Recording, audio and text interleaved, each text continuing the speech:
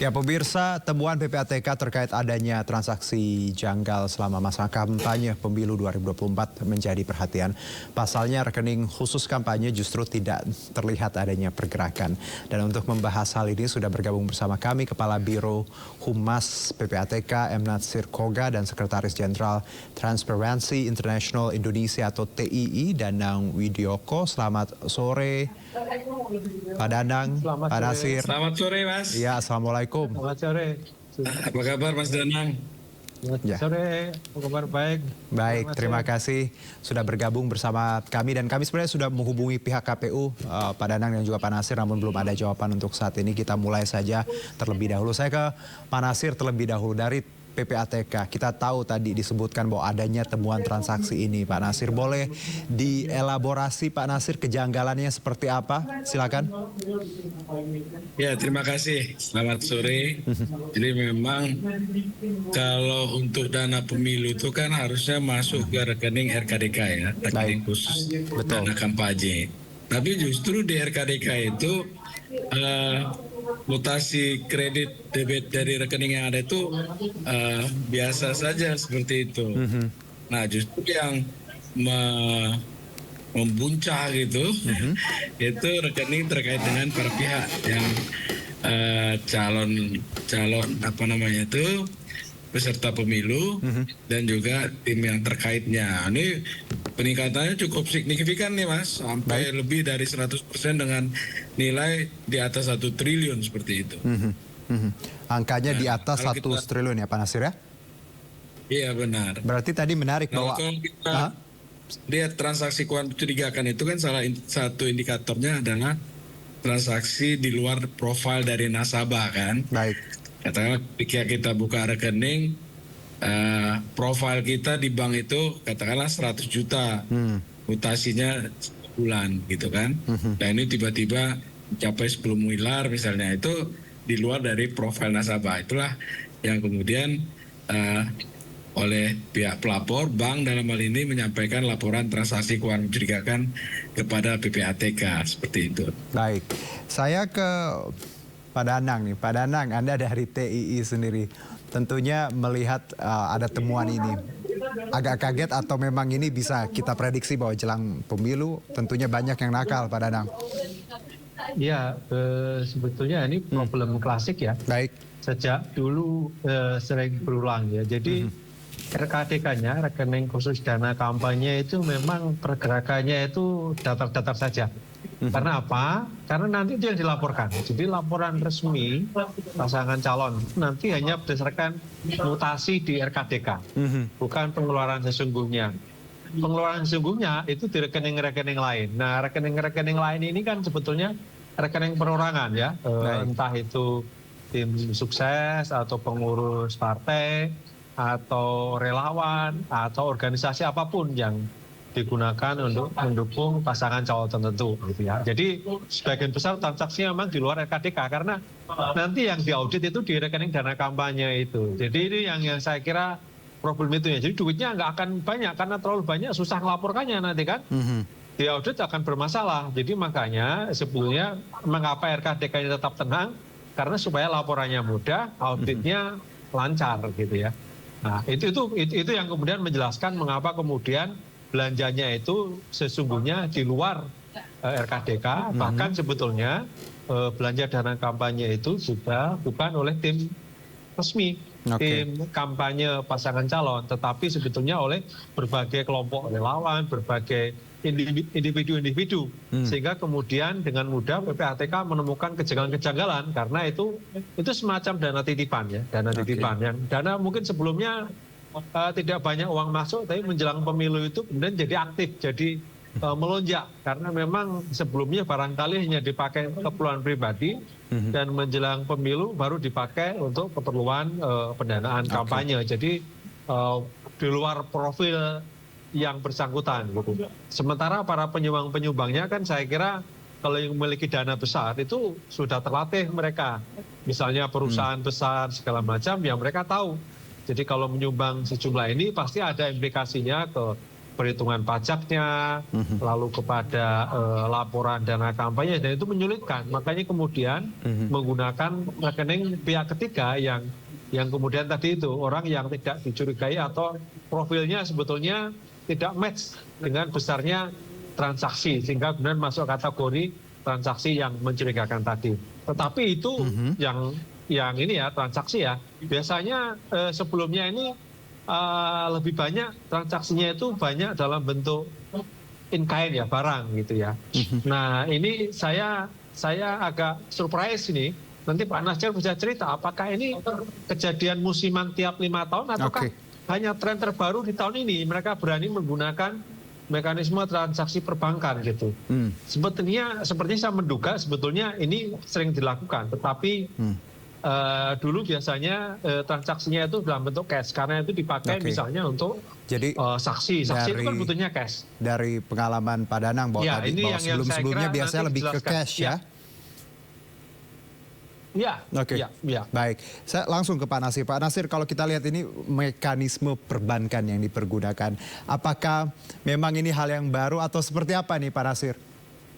Ya, polanya hampir sama ya. Dari musim ke musim itu hampir sama. Cuman casingnya kadang-kadang berbeda gitu ya. Baik. Kalau sebelumnya menjelang hari-hari H itu banyak tim sukses, pemilik rekening tertentu mengambil uang secara besar-besaran dengan pecahan tertentu seperti itu ya. Itu biasanya digunakan menjelang untuk min 2 atau min 1 H ya. Digunakan untuk money politik.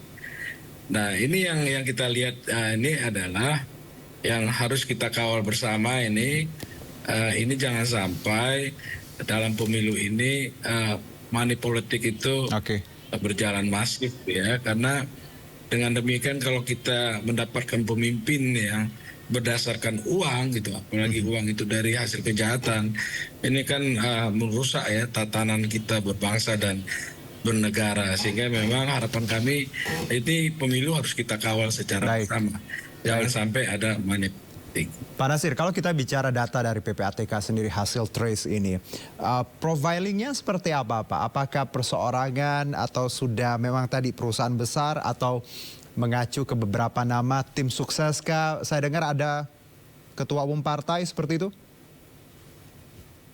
Ya para pihak itulah ya, para pihak yang terkait dengan pemilu ya. Baik. Saya nggak bisa detail. Tapi profilingnya seperti itu ya Pak ya? Pihak-pihak yang terkait ya? Iya. Oke. Jadi sudah baik. Oke, dan ini saya juga mendapat informasi bahwa ini dari tadi Pak, temuan dari tambang ilegal ya, kejahatan lingkungan seperti itu. Iya, kalau sumber dana tadi itu berasal dari tindak pidana ya. Baik. Illegal mining, kejahatan di bidang lingkungan, korupsi dan lain-lain. Nah, ini yang dimanfaatkan. Uang hasil kejahatan tadi digunakan untuk kampanye atau kegiatan pemilu lainnya. Baik, Pak Danang.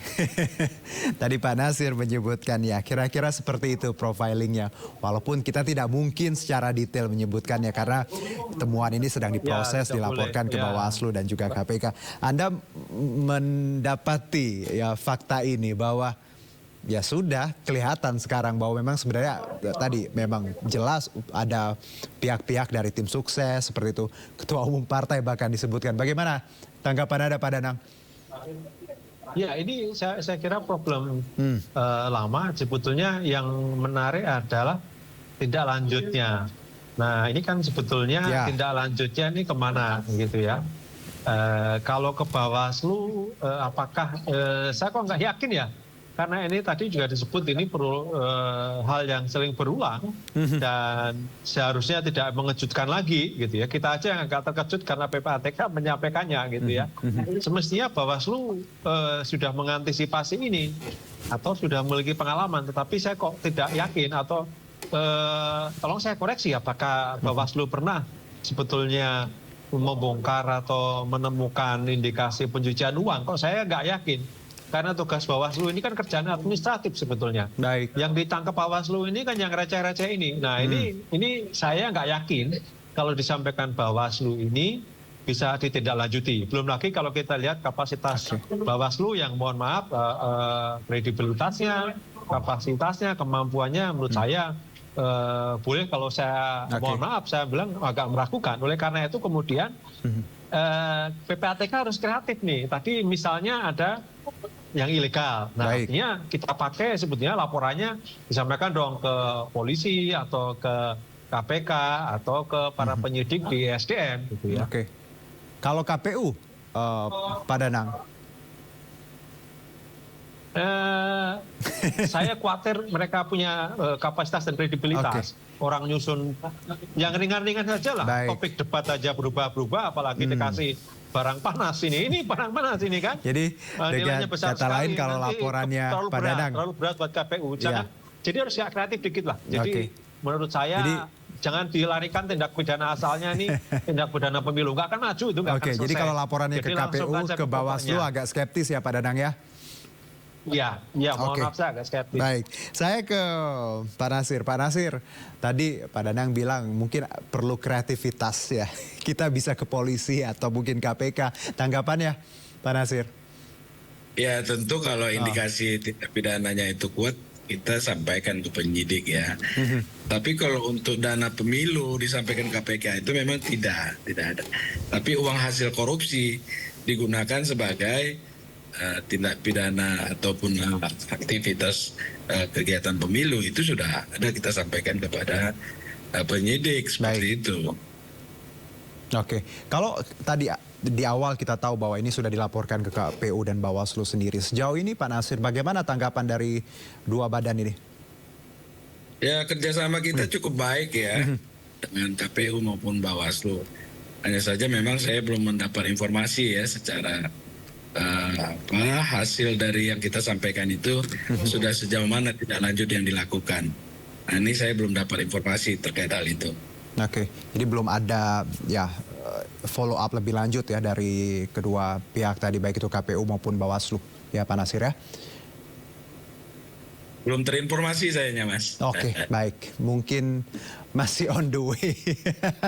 Saya ke Pak Danang. Pak Danang, menarik ini. Bagaimana harusnya hal ini tadi, outcome-nya yang harus kita garis bawahi ya, bahwa ada temuan, takutnya nanti hal ini menguap begitu saja. Karena kalau tadi Anda menyebutkan Pak Danang bahwa kalau hanya Bawaslu atau KPU, Anda rasa tajinya kurang kuat. Berarti dengan kata lain harusnya tadi polisi dan KPK juga bisa mengambil ini. Namun tentunya apakah ada pintu lain Pak Danang yang bisa membuat laporan ini memang bisa terus kita jaga agar tadi tidak hanya Bawaslu dan KPU yang akhirnya memberikan sanksi atau memberikan tanggapan? Iya, saya kira memang kita harus cermati ya, karena kalau soal sikap pribadi, jangankan ke PPATK, ke saya, ke teman-teman LSM juga sangat baik Pak. Nggak kalah baiknya kok, apalagi dengan teman media, KPU Bawaslu sangat baik Pak. Dengan partai pun juga sangat baik gitu. Jadi kita nggak bisa mengandalkan kebaikan mereka gitu. Jadi menurut saya agak sulit karena begini, cara kerja Bawaslu dan KPU itu kan tidak seperti yang kita pikirkan gitu. Mereka itu hanya akan melihat apakah laporan itu kemudian ada di rekening khusus dana kampanye, dan itu di luar itu. Jadi kewenangan mereka hanya di RKDK gitu ya. Dan kemudian untuk melihat RKDK, mereka akan minta laporan audit. Jadi ini sudah kita udah datanya kemana, yang diamati yang lain. Jadi itu menurut saya tidak melihat itu KPU dan Bawaslu punya otoritas itu. Walaupun sebetulnya kalau mereka mau, mereka bisa melacak sampai ke situ gitu ya.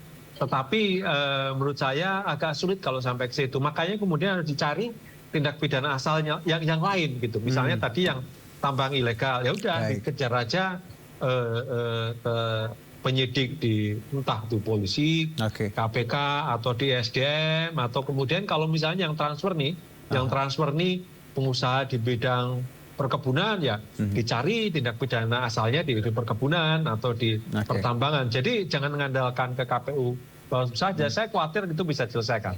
Baik, tapi kalau kita lihat Pak Danang tadi profilingnya ada ya tim ses segala macam nama-nama ya bahkan ketua umum partai. perlukah ini, nah agak ekstrim sih pertanyaannya, perlukah publik tahu, perlukah dibuka? Nah, itu persoalan di kita ya, karena memang kita harus hormati bahwa kewenangan rekan-rekan BPATK tidak boleh menyebutkan itu. Baik. Jadi itu hanya bisa diberikan kepada penegak hukum, gitu ya. Jadi memang itu tidak bisa, gitu. Dan kesulitannya di situ, apalagi di dana kampanye itu kan tidak ada batasan apabila penyumbangnya adalah anggota partai atau tim pendukung, itu ada batasan. Baik. Nah, jadi maka yang dikejar itu yang lain gitu. Berarti dengan kata lain Pak Danang, kalau kita bicara RKDK itu coba ini ya formalitas ya. Oh ya, formalitas, makanya tidak banyak berubah hari-hari ini. Karena kalau banyak berubah repot laporannya nanti. Baik. Kalau banyak berubah repot laporannya ya Pak Nasir ya. Pak Nasir, terakhir mungkin Pak Nasir, closing statement saja sedikit saja Pak Nasir, 1-2 kalimat. Iya. Pemilu ini kan pesta demokrasi kita bersama, ya. Maka kita jaga bersama agar pemilu ini berjalan bersih, ya. Kemudian menghasilkan pemimpin yang memiliki visi untuk memperbaiki negara kita, untuk mensejahterakan masyarakat kita. Baik. Stop money politik. Baik. Terima kasih Kepala Biro Humas PPATK M. Natsir Koga dan juga Sekretaris Jenderal Transparency International Indonesia TII Danang Widoyoko. Selamat beraktivitas kembali.